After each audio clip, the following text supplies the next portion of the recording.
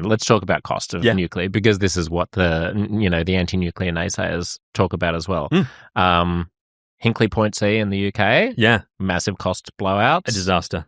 Plant, is it Vogt in the US? Vogel, sorry. Yeah. I'm not wearing my glasses. Yeah. Flamanville in France. That's right.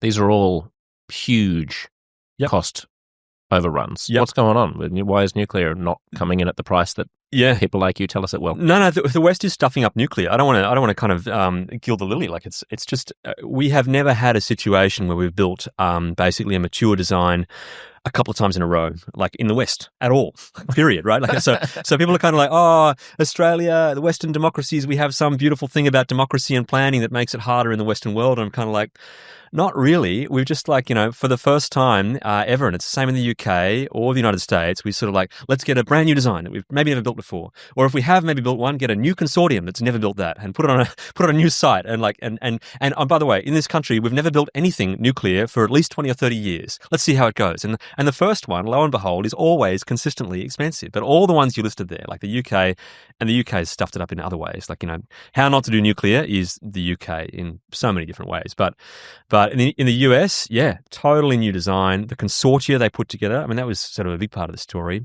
They did also change a few rules and regs along the way, but the consortia fell over and collapsed and didn't have experienced people building the design at all. And it was the first time they'd sort of built that design in the US at all, so it blew out. But nuclear only will get cheap if you build the same design multiple times over from a serious company that knows how to build it. Who are they? What's the gold standard if you were able to pick? At the moment, it's the Koreans. Like, the Koreans have done that in the UAE. And again, like, the typical thing on the left is to say, oh, but the UAE are basically like dictators and like they hate human rights and we could never match that. And I think it's not really true. Like well, you're also not going to hear that from me. I mean, there are ways of doing things, but also the Koreans. So do the Koreans have nuclear power? Absolutely, yeah. And they have low-cost electricity, and they've been building relatively steadily across their own fleet. Relatively, they had a couple of hiccups, and they've got big power stations where there's sort of 2, 3, 4 nuclear reactors on a single site. And do theirs make economic sense? Absolutely, they do. Yeah. So the ones in the UAE, you're saying that people will poo-poo whether or not they're economically viable because there's such low labour costs in the Emirates. But the labour cost is only a small fraction of the total cost of building a project. So I think it's still a weak argument, even if you assume we have to pay a bit of a premium for the labour here. Why do the Emirates have nuclear power plants? Don't they have shitloads of oil? Yeah, they sort of basically don't get high on your own supply and want to save that. So actually they've got shitloads. Hang on, is it gas or oil? Qatar has more gas. One of them. Yeah, anyway, but basically they got a lot of fossil fuels. They figure it makes sense in terms of energy security as well and the long term. They're better off selling the stuff that the rest of the world definitely needs and having low cost power for baseload of their own from nuclear. So your solution would be just hire a Korean company that knows how to do it to build it for us. It's pretty close to that, yeah. Right. Okay. And so I think the UAE. What do you reckon it'd cost? I reckon in Australia, I think the CSIRO's latest estimates for nth of a kind are ballpark right, which is something like $10,000 per kilowatt. But what does the whole thing cost? I mean, it'll cost about $10 billion a reactor. That's cheap. That's on the very cheap side of the estimates. That is assuming you blowouts to 30, 40. That's right. Billion. Well, they're for often 2 reactors at a site, right? So like the Vogel was 2 of those. Right, got it. It is cheaper than what we've had recently, but again, I think it's not cheaper than what the UAE did. It's about that kind of thing, and that's come from the CSIRO scaling up basically. They took a comparison for how cheap Korean coal plants were. And Koreans are just the geniuses in heavy industrial everything, right? Yeah. Their ships and stuff like that, and said, well, what did our coal plant cost relative to their coal plant? Well, we'll scale up the nuclear plant from their prices, which are way cheaper again, and say we're going to pay roughly 3 times the price here for what they can build it in Korea. And it still turns out to be $10,000 about $10 billion for a gigawatt, which is a lot, but they last a long time. How long do they last? We don't know is the short answer, right? So all the ones that were built in the 70s and 80s in the States are now getting license extensions out to 80 years and may get extended to 100. Really? Yeah, exactly. Oh, okay. So I thought it was like a 40 or 50 year thing. No. Okay. No. 60 would be pretty standard for most reactor plans, of course. The licensing is different, right? So when you build something that you expect to last maybe 100 years, you don't license it to say it's definitely good to go for 100 years. Yeah, to sure. start, right? Yeah, so you're going to have a look at it again. Exactly. At 40 years' time, generally, that's what you do. but seriously long assets life, which means that there is the possibility, if those things last as long as we think they do and don't need too deep a refurb when they get refurbished, they can become extremely good value in the long term. So the prospect for nuclear power being cheaper than coal is when you get to 30, 40 years, most of your capital is retired, and you look at the capital and say, doesn't need too much to put that back in ship shape for another 20, 30 years. Should governments be borrowing money using their AAA credit ratings to fund it themselves, or would you have private industry do it? I think that governments have to back that in, whether it's they borrow all the money completely off the back or they write some sort of basic risk guarantee for it. I'm not trying to engineer the finances in too much detail, but yes, I don't think there's any cases really outside the United States where purely private companies have started a nuclear industry. Doesn't that indicate that they are seeing something that you're not about the possible viability of renewables that could be threatening? Because there are companies that invest tens of billions of dollars in things that aren't going to have a payoff for a very long time, all the time. Pharmaceutical companies, for example. Yeah. Well, no, not necessarily. So how much do you need to invest in in the case of nuclear, right? So like I said, the West has stuffed it up because they've only ever built one or two at a time. It's a new design, new place, new consortia of people building it. If you want to get nuclear to work well, you need to commit to multiple reactors, right? So on a single site. And at that point, it's really hard for anyone other than the government to start making that decision. And as well, can you pull together not 10 or $20 billion, but we're talking 50, 60, $80 billion. Tell me which companies are going to be kind of like that. But when I asked how much it would cost, you said like $10 billion. I thought that was that's for a reactor. I thought that was the bill. No, that's for a reactor. Now you're saying you're going to need 5 of them to make it work. No, to get the economies of scale, right? So for a single reactor, for about that's right. That's your unit cost. But I'm saying you build more. Like that's my first bit of advice. If you want to build in Australia, don't build one and be like, oh, how'd we go? Because it'll be freaking expensive, right? Like, you make sure you commit to a batch, right? And that's what all the good plans do. But if you do that, they can have decent unit cost, right? Like, if you stuff up the first one, right, and you stop right there, you guarantee the most expensive nuclear power ever, right? But if you've planned for, you can stuff up the first one, right? And so long as you learn from the mistakes, it's very hard for the whole project not to look okay. I mean, I think you're giving it sounds like you're giving a certain level of generosity to and benefit of the doubt to nuclear that you're not giving to renewables. Like, so think of the opportunity cost of $50 billion.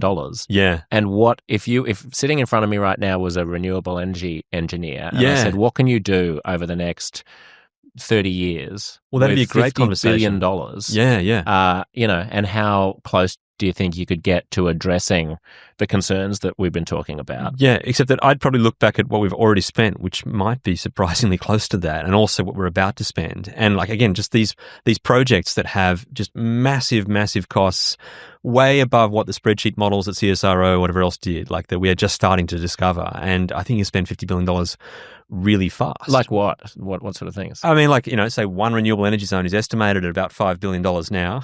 All right. How many renewable energy zones do we want to have? Like, so offshore wind, that's double to triple the cost of onshore wind, right? And if you build it in a deep water zone, like there's going to be $50 billion you could spend on offshore wind in the Illawarra for one zone. So your argument is you're either going to get nickel and dimed with a billion little projects, or you just dump it all into one thing that is going to work. But one that really does. But also you're just fundamentally going uphill against, like at the moment, the cannibalization, right? So this is one of the endemic problems that we have with energy that is highly correlated, right? Like, so when it's sunny, it's really sunny, and we don't need the energy then. So the market prices say that you've got to have your power's worthless, right? The spot price for power collapses in the middle of the day.